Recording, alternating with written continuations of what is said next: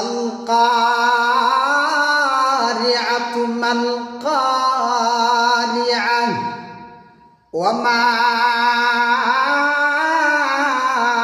আদরাকা মাল কারিআ ইয়াউমা ইয়াকুনুন নাসু কাল ফারাশিল মাবথুস।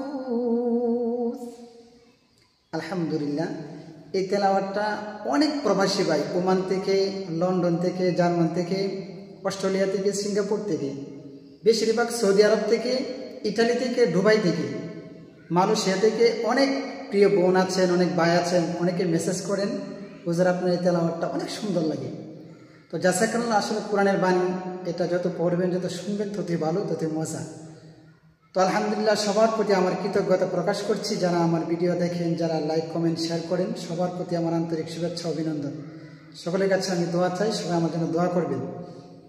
আসসালামু আলাইকুম ওয়া রাহমাতুল্লাহ।